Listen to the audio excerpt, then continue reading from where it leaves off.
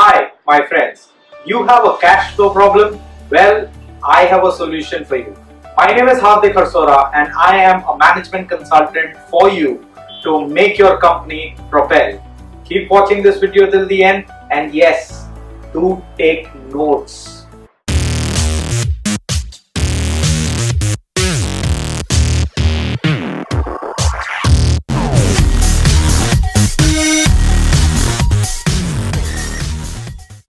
Welcome back. So first let us understand what is cash flow.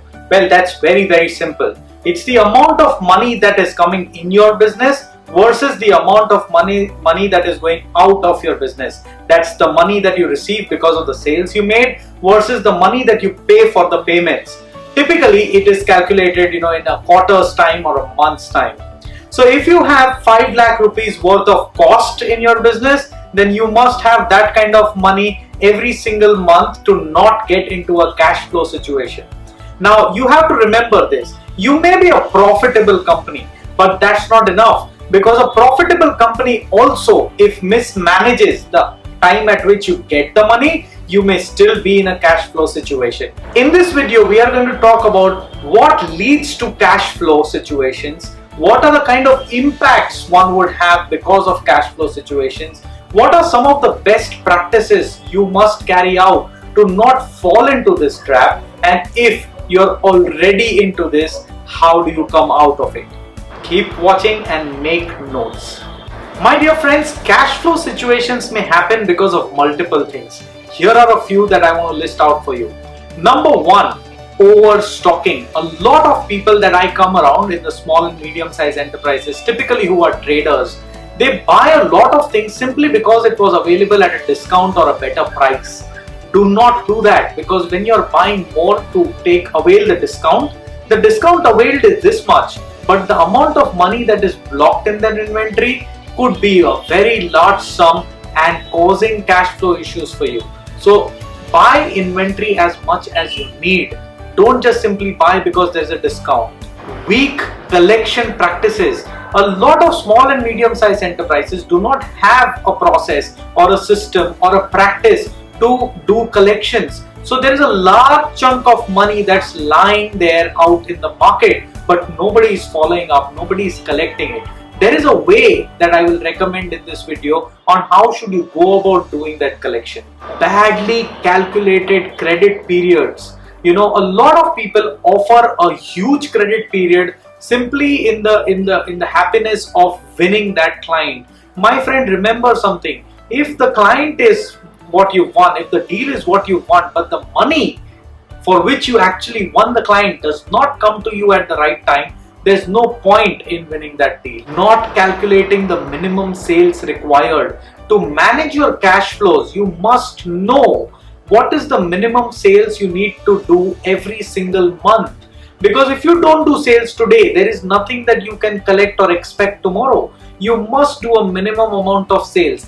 Take into consideration the amount of sales that you've done. If it is 100, and if you know that you're only going to receive 80 rupees out of that 100 by the end of 3 months, you must do your sale in accordance to that, because not 100% of what you sell you receive. Selling more of not so very profitable products. A lot of customers end up selling a lot of things, and a lot of things out of what they sell are not very profitable, but they sell that. What happens is you have very small margins. Couple that up with longer credit periods, and that makes up for a perfect recipe for you to fall into cash flow problems. Now let's analyze what are the kind of impacts that you may have with cash flow situation. Number one, you will have creditors calling you and bothering you, which means you are now dealing with those phone calls and explaining them why and when you are going to pay them money and why you've not paid them so far. You don't want to be investing your time there. Instead, you should focus on growing your business. Paralysed supply. When you don't pay your vendors, chances are your vendors may stop supplying products to you. It may be the raw material, it may be the finished products if you're a trader. It could be contractors who are not willing to supply you the labor force required for you to carry out a job. When you have paralysed supply, it kind of becomes a bigger problem than just cash flow. The whole business kind of becomes paralyzed. Attrition. When you have cash flow problems, the very first thing that we see happening in small businesses is delayed salaries, and when these delayed salaries happen, employees kind of fear the stability in the company. Remember guys, an employee is not an entrepreneur because a salaried job offers him stability. When that very stability is in question, you may face attritions. The big one, bad market reputation. If your suppliers talk to each other, and if you're in the market where it's your reputation on which you make sales happen, and that's what most small businesses are all about, you may end up impacting and hurting your reputation.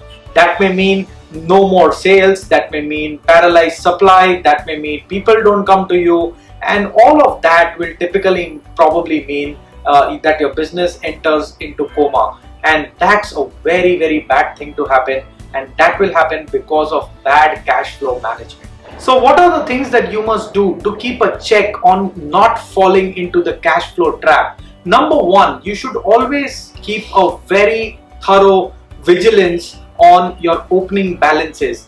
Do not spend a large sum of money without you knowing what your opening balances are. Because if your opening balances are strong, even if you don't get the inflow of money on time and there are jerks there, you will still float well if you know your opening balances. Keep a track on your collection cycle. You should and forecast it. You must know how much money you are about to collect this month because you made a sale in the previous month. You should know in how much time do you really get paid, and that sales cycle, if is increasing, buffer it up with additional sales, because when things change, the cycles of the collections increase, you should attempt to do more sales. Keep a track on your sales cycle. If you prospect 100 customers today, how soon are they going to get converted?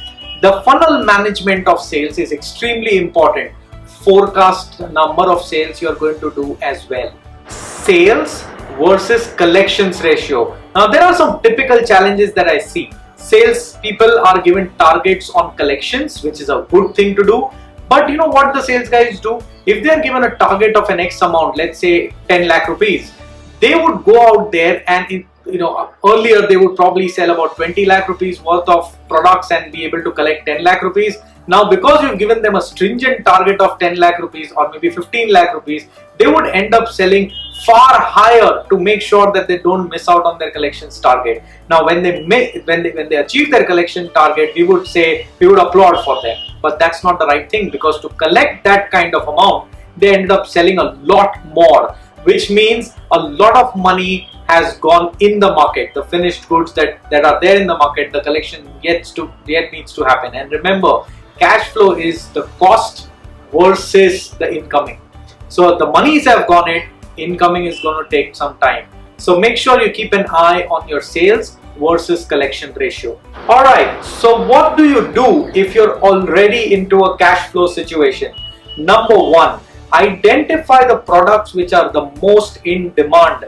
These are products, if you go to your customer, your prospect and attempt to pitch it, they are going to sell very, very quickly, simply because there's a huge demand for those products.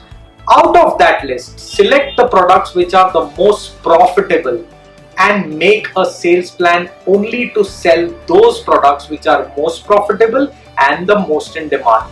When you do this, what really happens? Your sales cycle kind of reduces. It happens faster. And when that happens, the chances of you having your incoming flow faster increases. The third thing that you want to do is focus on collections. Now here is where my point is. When you focus on collection, try and prioritize recent invoices collections first. So why? Because the invoices which are 90 days old or 120 days old, chances are that the customer will ask you for the ledgers, will tally your ledgers with his own ledgers, and there will be a lot of communication to and fro. You will invest a lot of effort and a lot of time to be able to collect the same kind of money that you otherwise can do it very easily for invoices under 90 days, because those are fresh invoices. Chances are that the customer would clear it much faster. If you do it the other way around, the chances are also that while you are sending the ledger and doing the to and fro, the recent invoices, if not actioned, are going to become old invoices, and you're going to again get into the roller coaster of sending ledgers and confirming ledgers, and the result is going to be slow collections.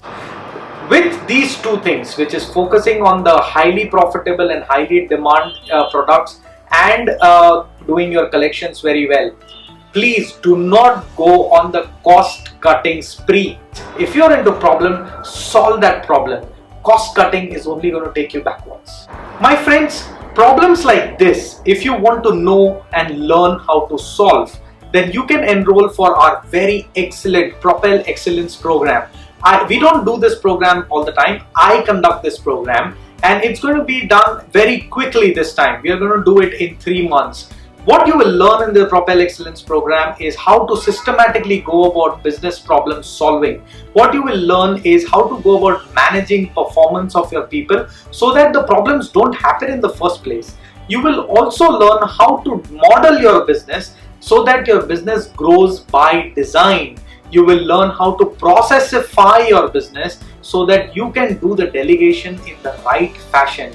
You will also learn how to do sales and manage sales effectively so that you can scale and grow your organization. My dear friends, if you're interested to know more about the Propel Excellence program, here is the number. You may just want to say hi on WhatsApp of this number and we will send you the details of it. A lot of people have benefited from it.